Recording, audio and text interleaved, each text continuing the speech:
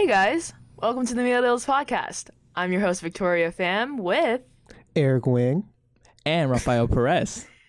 And today we're going to be talking about toxic relationships. But before we even get started, you're probably going to see a different format right now. And it's because I am at home, not sick at all.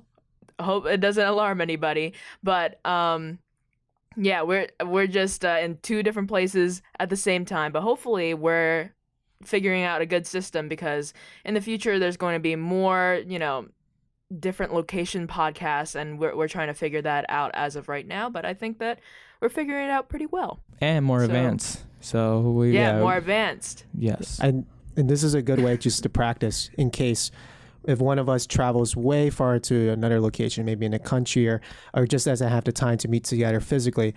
This is a good way just to get the hang of if we had to do that. Yeah, and we also cannot afford for Victoria to miss another episode of the podcast. So, Yeah, shots at Victoria. Yeah, I've been kind of MIA like for the past month or so, just because, well, first of all, we didn't have an episode like 3 or 4 weeks ago because Eric and Raph were in the hackathon. I'm pretty sure they talked about it last week. And then I wasn't there because I had twisted my ankle, and that was pretty fun. And now this week we just happened to be in two separate places at the same time. So I guess what else can we talk about before we jump? You want to tell any good news to our audience about any things school-wise, life-wise, career-wise? Oh yeah. Anything-wise? Oh yeah. So I have an internship coming up around April to May. It's going to be an educational farm intern because I'm a nutrition major. I'm going to be working with kids and teenagers just to teach them about nutritional and nourishing foods, as well as teaching them how to garden and all that kind of stuff. And we're going to be working at an urban farm. So nice. It's going to be really interesting. And it's just going to be really exciting being able to learn with the kids and teach the kids. So that's like the biggest plan coming up right now. Nice. And that's basically it. I mean, all right. That's all that has been up. That's awesome to hear. Yeah, it is awesome to hear. Well, talking about garden and stuff like that, I'm actually, I already told you guys about this, but I'm planning to renovate with my backyard into a garden, because like the thing is that my backyard is just like so messy and trashy, and then like I can't really, because every single day I just look at my backyard and just like look so trashy. I was just like, that backyard is so big to the point, like might as well they have some form of, they clean it up and get it organized, they make a beautiful backyard, and because you could take advantage of that big backyard, and might as well turn it into some go for a garden, or even grow up some food in there, Victoria, you should bring those kids you're teaching to Rafael. Yeah, bring a bunch of them in my backyard. And then they'll fucking teach you. Well, I don't know about that. Maybe. Wait, we'll get schooled, kids. I mean, I like these schools. I like school. Yeah. Anyway, okay, that's pretty cool. You guys should give me more updates about the internship and your renovation of the backyard. Yeah. So, what's so funny? It's just like you kept saying, "Yeah, I need to renovate my backyard. It's really trashy, and I need to take advantage of this big backyard." Well, oh my god. Yeah. All right, but on to the actual subject of this podcast episode. We're going to be talking about toxic relationships, toxic people, and I feel like it's such a millennial or Gen Z thing to be like, there's too many toxic relationships out there. But I also think that at the same time, we've just become more aware of like how people treat us and how people are becoming more insensitive in terms of, the way that they view respect, the way that they view friendships, and even like familial relationships. So we're going to get into that and tackle that idea. Do you guys want to get started with that, or? For sure. I think the first thing I think of when I think of toxic relationships is just having to avoid people that you know that is not a benefit to your life, right? So like you know that it's hard, and it's also, I understand it's difficult to let go of toxic relationships because maybe that friend has been with you for so many years, and that person, the reason why you became friends with that person was because you really enjoyed each other's time, and you know you guys have the same interests and whatnot. But then later throughout the time, a person's personality might change, or maybe a person's true self might be revealed, and you realize that that person is not the same person you used to know. And that could be really hard to accept and find closure, that that person is not the same person you can't really hang out with or be with romantic wise or friendship wise or even family wise. And that's the first difficulty I recognize when you need to let go of toxic relationships. Do you guys have any experiences with that? Well, before I get into my experiences, I want to elaborate more on what you just said about what a toxic relationship is. When we talk about what is toxic relationship, we don't talk about just like romantic relationship. We also talk about just bonds between friends or even family at some point. And every time there's two things that I think about when there's toxic relationship, and one of them, it's just like, I don't know why, but it's just like high school drama.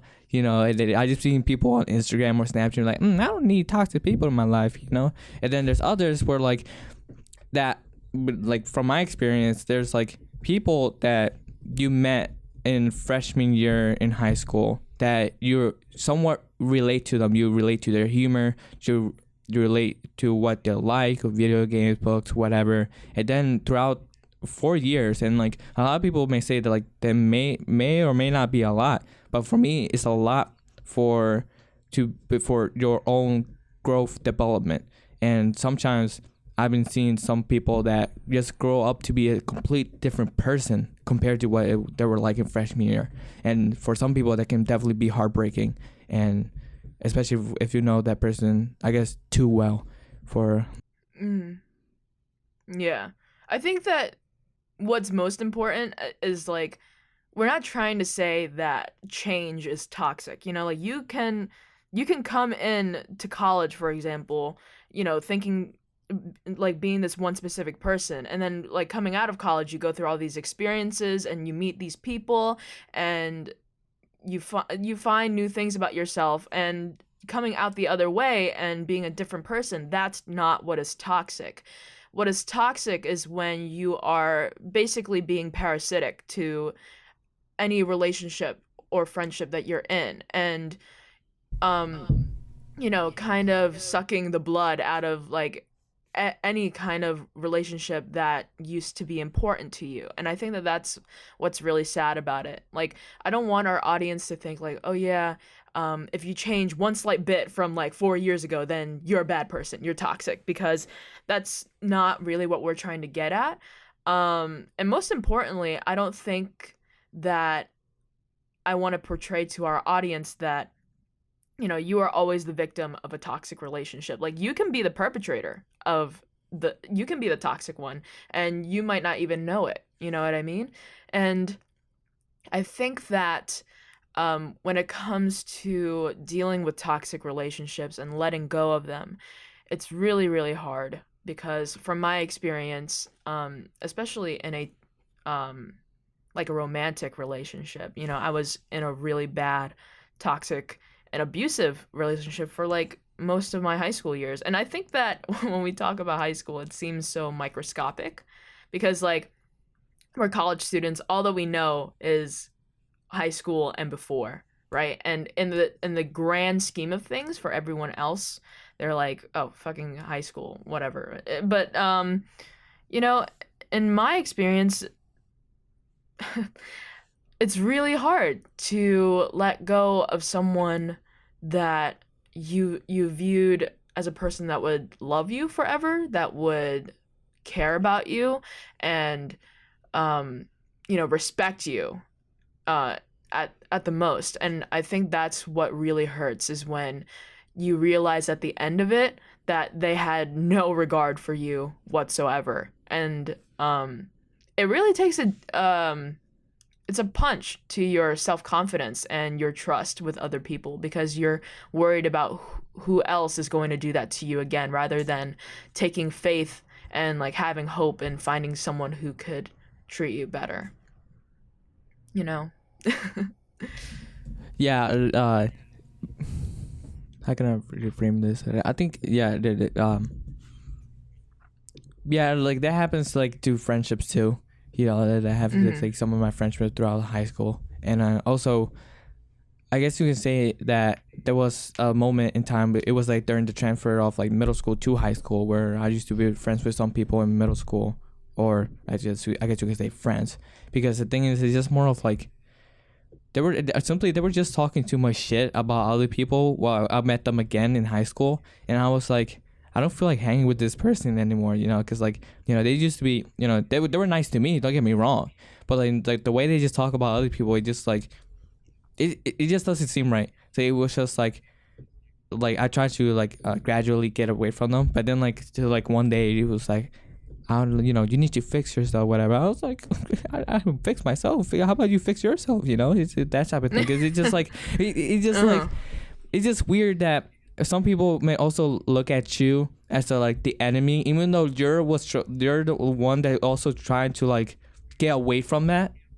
If that makes sense, which is just like, oh, you know, you're not part of us, therefore, like, you know, we don't like you, or things like that. It's just weird. It's just well, weird. I think that's. Like, go ahead. I'm sorry. No, you're fine. I think that's the worst thing. Oh, we're talking on top of each other now. No, I you're think fine. that's the worst thing. Is like when, you know, in a toxic relationship, they always pull the loyalty card. Like, oh, so you don't love me, or like you don't want to hang with us anymore. Like what the hell happened? Like, I thought that you were gonna stick with us. And it's like, no, I have to, in terms of this, I have to think about what's in my best interest here. Yeah. You know, and if I'm not feeling good about myself when I'm with you, then I don't really see a point in staying loyal or like being in the friendship. I'm not saying like, oh yeah, every single relationship that is not beneficial to you, like, immediately cut off. Like, oh yeah, you can only offer me good things and never any bad things. And I like, relationships are much more nuanced than that, and it has a lot more facets to it than people think. And when people dumb it down to like, oh yeah, you just need to stay loyal to me because we've known each other for this X amount of years, it's just so silly to me. I think that's also part of growth that can happen like probably once in your life. You know, you guys somewhat like I said, with friends that I had that just doesn't really fit me anymore. That you know, that will happen to anyone, no matter what. Even like if the person not even toxic, you know, if you guys are just not really relating to each other no more, if you guys are basically not hanging out or even speaking to each other for a long time, then like that's all. Like, the part of life is you meeting someone, and then somehow when like in the future you guys can't, you know, that's just part of life. You guys to gradually just pull away from each other, and there's nothing between them anymore. And I think, yeah, it may be sad, but also, you know, it's just exactly what it is. Do you have any response for that, Eric? Yeah, thank you guys for sharing your insight about toxic relationships. The biggest realization I learned from experience in toxic relationships is that what Rafael said is right, that they can only fix themselves, right? You can't, it's hard to recognize that when you're in a toxic relationship with anyone, you have to realize that you can't fix them.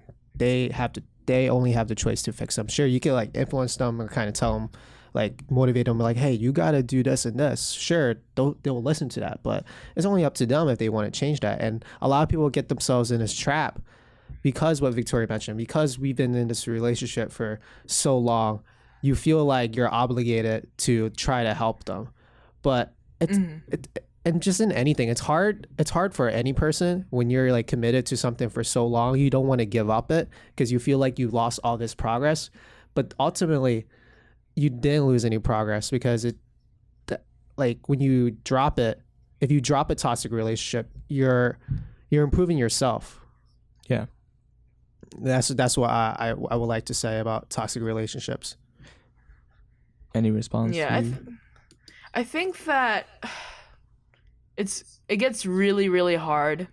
That's why people say like, oh yeah, it's hard to have any friends or make any friends once you're like, 30 30 or like 35. Like people genuinely struggle with that, and it's because most of the friends that you make in your life, it's really saturated when you're young, and it's because you're just around the same age range. But when you're 30, 35, like who are really your friends? Like you can still have the same childhood friends, if the relationship goes that far and long and you guys are like basically brothers or sisters.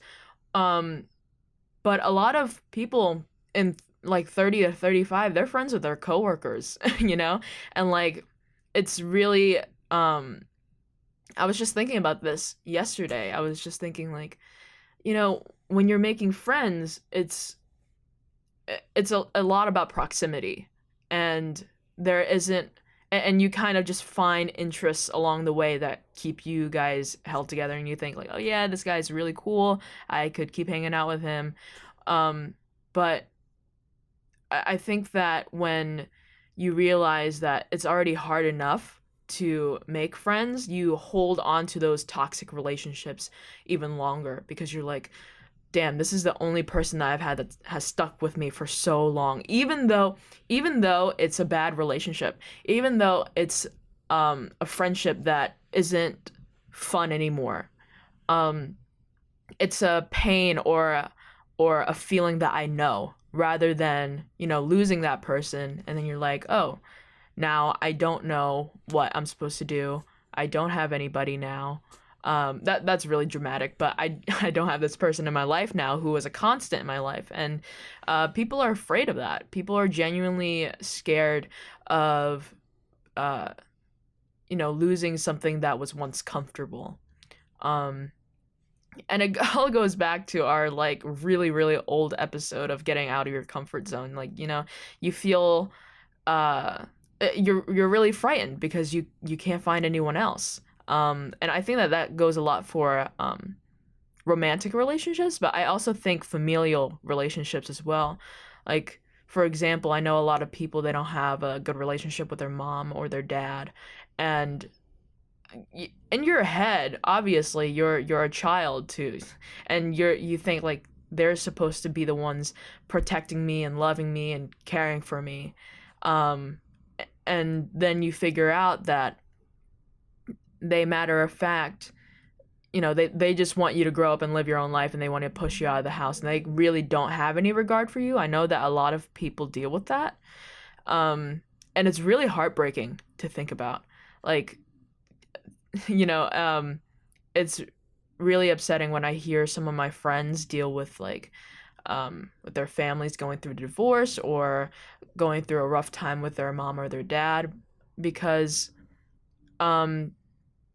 you really think about the archetype of the mom or the dad, and you're like, hell, aren't you supposed to be this like certain type of person? And that's another thing, like you can't force anybody to be any type of person, and that's when you realize you gotta just cut it off, because how can you change someone?